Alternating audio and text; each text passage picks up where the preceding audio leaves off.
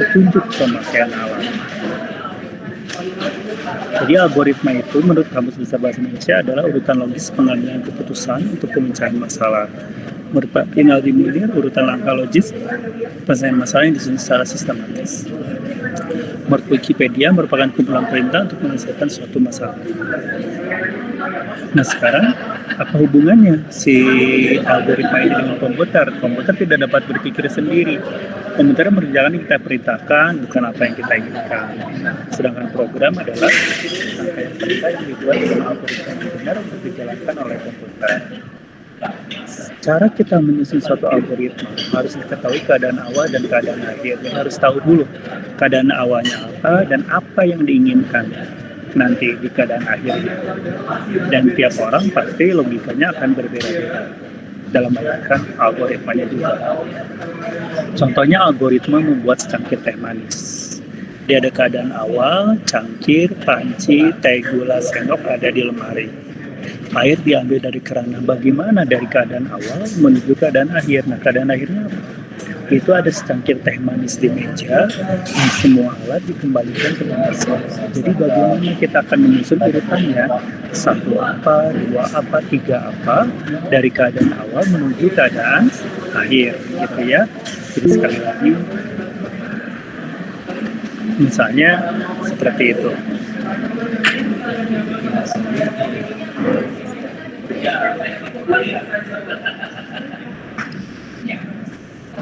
Oke.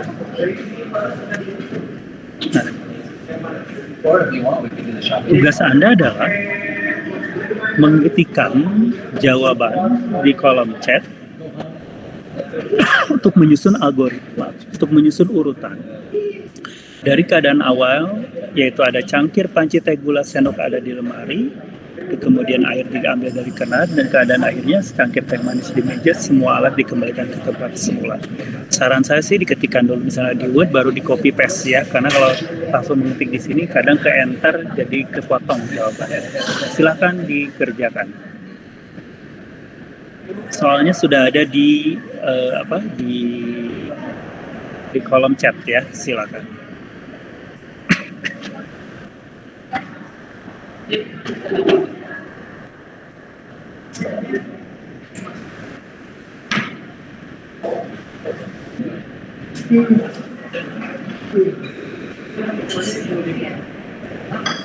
Jadi bagaimana menyusun urutan dari keadaan awal menuju keadaan akhir, di mana keadaan awalnya adalah cangkir, panci, teh, gula, sendok ada di lemari, air diambil dari keran, dan keadaan akhirnya secangkir teh manis di meja, semua alat dikembalikan ke tempat semula.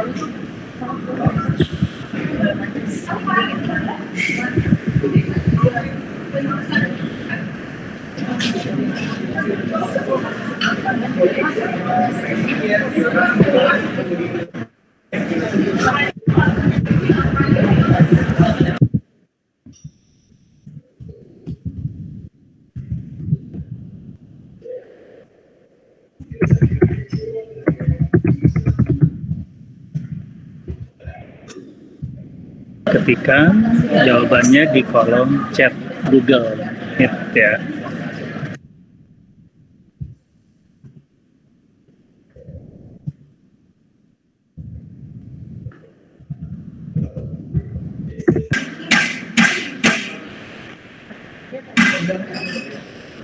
Nah ini, ambil cangkir dari lemari, letakkan di meja. Kenapa harus diletakkan di meja? Karena kondisi airnya harus ada secangkir teh manis di meja. Kemudian ambil panci dari lemari, isi panci dengan air keran, panaskan panci berisi air di atas kompor, ambil sendok dari lemari, ambil gula dari lemari, masukkan 1 sendok ke dalam cangkir, ambil teh dari lemari, masukkan 1 saset ke dalam cangkir, periksa apakah air sudah mendidih. Jika belum, tunggu hingga mendidih.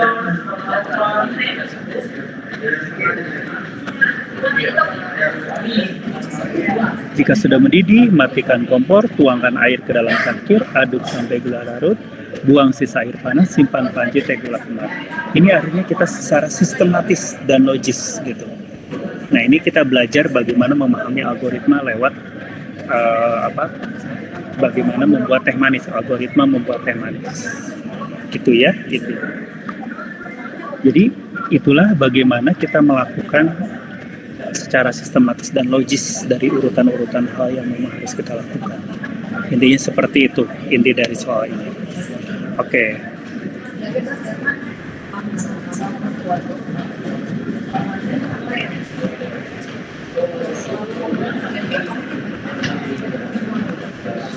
Soal berikutnya, bagi yang dapat poin tadi tidak usah jawab dulu ya, beri kesempatan pada teman-teman yang lain.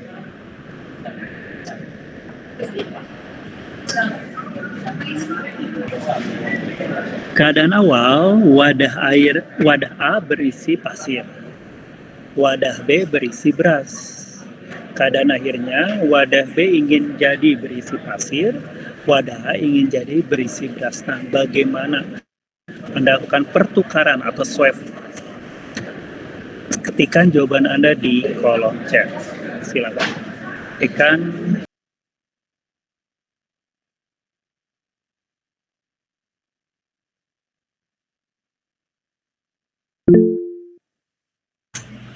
Mohon maaf Pak, namun masih ke-mute Pak. Mungkin lupa nyalakan. Oke, terima kasih Dewa. Ya, jadi sekali lagi kita butuh wadah C. Kalau ingin bertukarkan, berarti si A pindah dulu ke si C, kemudian si B pindah ke A, kemudian baru si C pindah ke B, misalnya seperti itu. Oke ya, jadi seperti itu loh. Tapi kelihatannya yang bawah juga betul ya, tapi sayang kesempatannya hanya sampai Nurul ya ini. Oke, nah sekarang kita lanjutkan materinya. Nah itu jadi Anda sudah tahu bahwa kita harus sistematis dalam hal melakukan algoritma itu.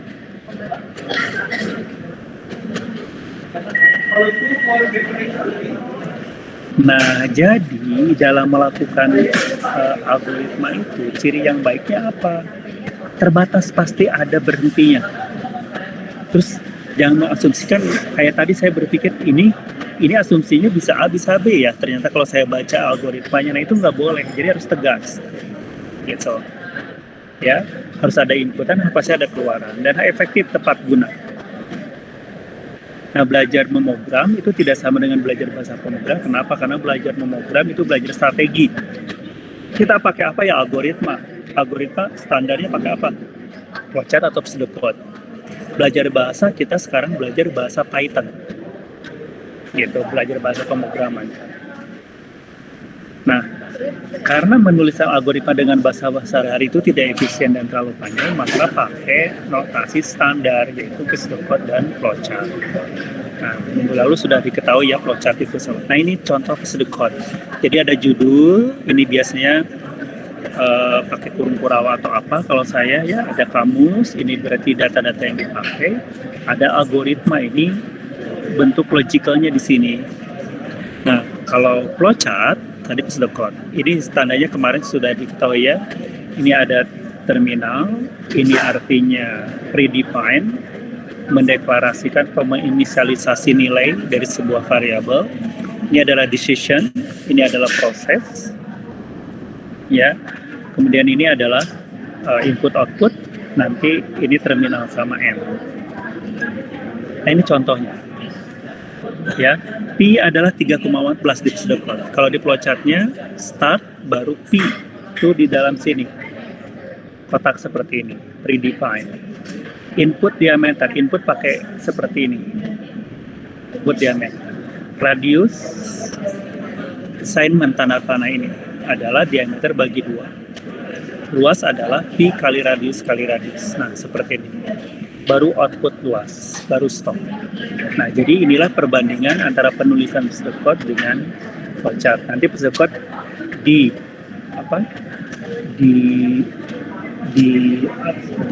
dilengkapi dengan judul dan kamus biasanya seperti itu. Ya. Nah, sekarang kita coba memahami algoritmanya mana, programnya mana dengan contoh berikut. Ini algoritmanya, yaitu cetak tulisan Hello World di layar. Ada kamus. Nah, algoritma ini mencetak tulisan di layar. Algoritmanya adalah output, mengeluarkan hasil, mencetak tulisan. Jadi adalah output. Di programnya cukup satu baris saja, print Hello World. Jadi output itu di program Python adalah print. Jadi ini algoritmanya. Nah, ini print. Nah, kita akan coba implementasikan di programnya. Nah, Anda untuk sementara ya, kalau Visual Studio atau Jupyter-nya belum jalan, itu pakai yang online saja boleh. Ya, pakai yang online saja juga boleh. Jadi algoritmanya ini untuk memahami logikanya. Jadi output itu adalah bahasa Java, bahasa Python-nya adalah print ya. Nanti hasilnya keluar seperti ini. Nah, jadi ini yang titik 3, ini adalah komentar program. Jadi tidak akan dijalankan oleh program. Tidak dijalankan oleh komputer. Nah, menulisnya dianggap sebagai komentar, algoritmanya di sini. Dikutip 3 ini. Ini adalah sebagai yang tidak akan dijalankan oleh komputer. Jadi algoritmanya kita tulis di sini. Jadi cetak tulisan Hello World di layar, ada kamus. Algoritmanya output Hello World. Gitu ya, print. Nah, ini boleh dicoba pakai ini ya.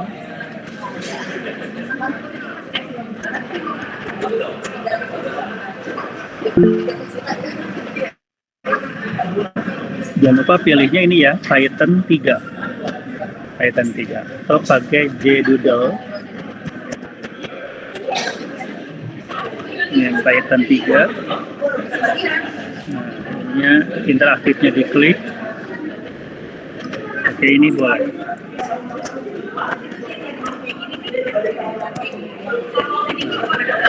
Komentarnya boleh pakai backslash bintang gitu ya, atau kutip 3. Nah, jadi cetak tulisan Hello World di layar, kamu algoritmanya mencetak tulisan itu adalah output. Berarti output Hello World. Nah, bahasanya ini di garis ke-11 print gitu ya, Hello World. Jadi kalau kita run, nah keluar di layar, jadi tercetak tulisan di layarnya Hello World yang ini. Silakan dicoba dulu.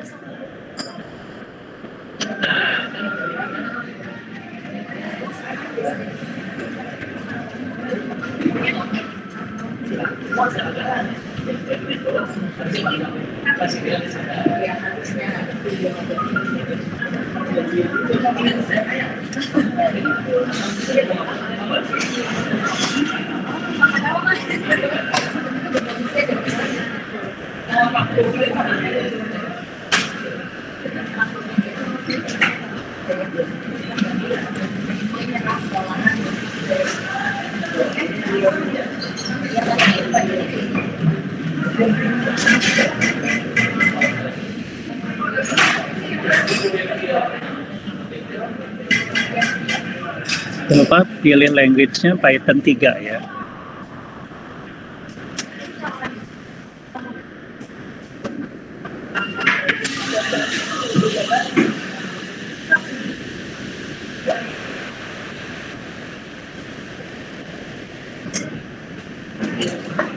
Sekali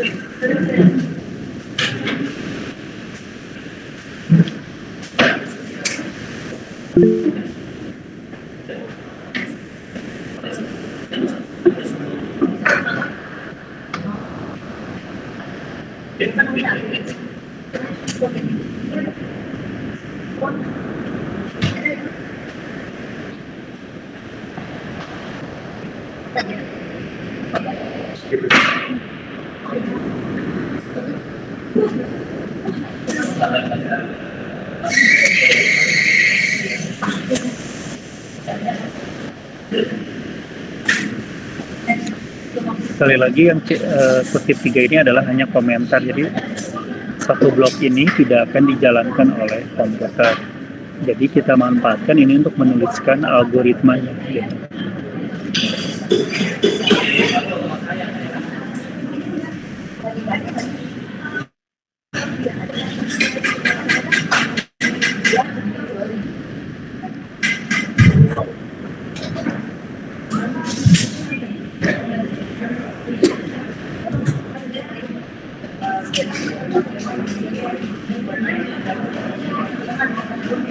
Yang belum dapat poin, ketika nama Anda di kolom chat kalau bikin programnya udah selesai.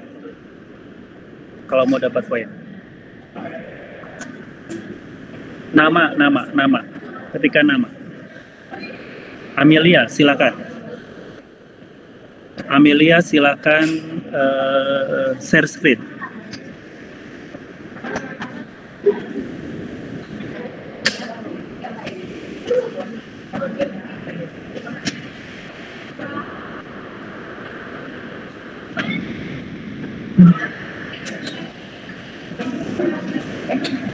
Ya, belum berhasil. Muhammad Adam sudah dapat poin? Belum, Pak.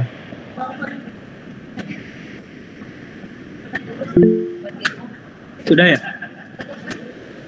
Belum, Pak. Oh, belum, silakan. Share screen.